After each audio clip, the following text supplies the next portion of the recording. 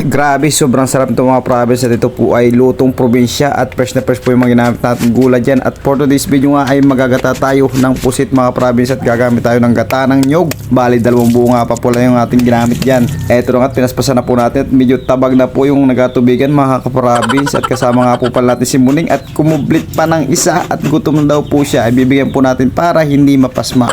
At pinaspasan natin ang pagkakain mga province. Ito nga po pala yung pusit na niluto natin. At ito po yung tintahan kaya po makulay po yung sabaw or yung pagkakata niya mga province. Lalakuan lang po natin ang sariwang gulay na galing po sa tubigan na tanim ni inay, kalubasa, sitaw at talong po yung ginamit natin dyan mga province para po mas malapot at mas malasa po yung pinakang ginataan. At naglagay na rin nga po pala dyan ng bawang. Wala pong sibuyas kaya okay na rin po yan.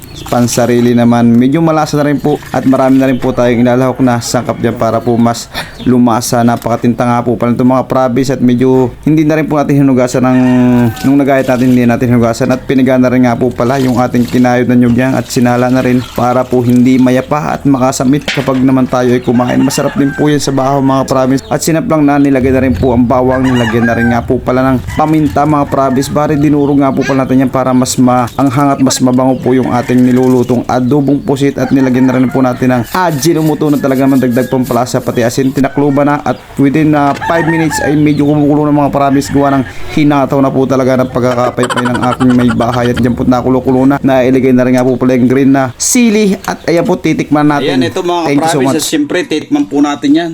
Ayan, adobong pusit sa gata na may gulay, na may sitaw, na may kalabasa, na may talong, na may sili, na may paminta, na may bitchin, na may asin, na may kaunting toyo. Lahat-lahat na po nandiyan ang mga kaprovince at lahok-lahok na. Kaya titikman natin yung kakaibang lasa nito. Grabe. Ang sarap po mga kaprovince. Kung nakaabot ka sa part ng video ito, don't forget to follow. Maraming salamat. Thank you so much. Bye-bye!